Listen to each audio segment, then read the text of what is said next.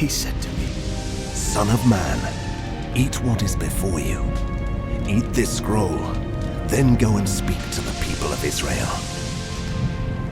So I opened my mouth, and he gave me the scroll to eat.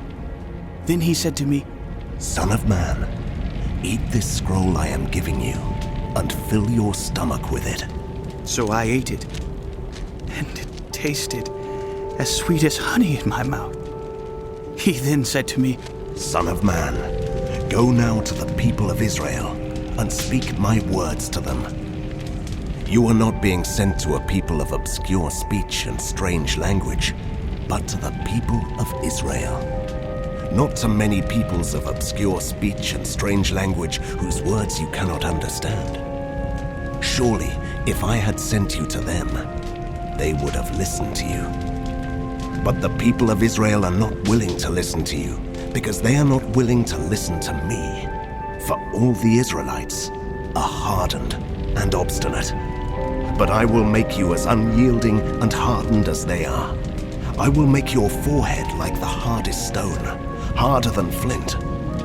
Do not be afraid of them or terrified by them, though they are a rebellious people.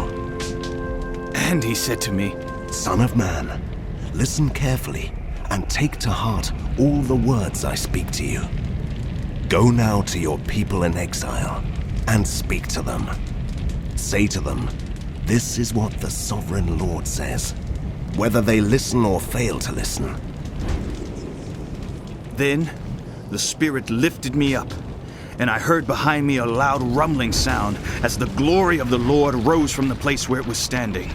It was the sound of the wings of the living creatures brushing against each other and the sound of the wheels beside them, a loud rumbling sound. The Spirit then lifted me up and took me away, and I went in bitterness and in the anger of my spirit, with the strong hand of the Lord on me. I came to the exiles who lived at Tel Aviv near the Kibar River, and there where they were living I sat among them for 7 days, deeply distressed.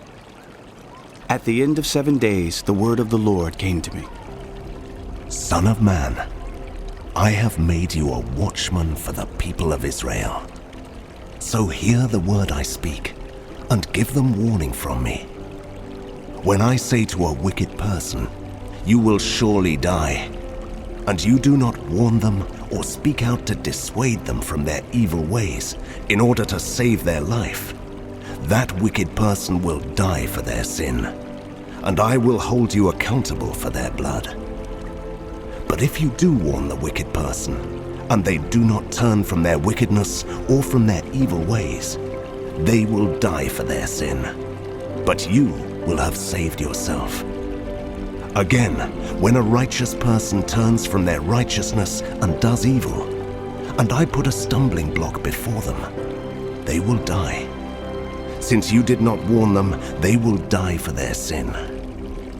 The righteous things that person did will not be remembered, and I will hold you accountable for their blood. But if you do warn the righteous person not to sin, and they do not sin, they will surely live because they took warning, and you will have saved yourself. The hand of the Lord was on me there, and he said to me, Get up and go out to the plain, and there I will speak to you.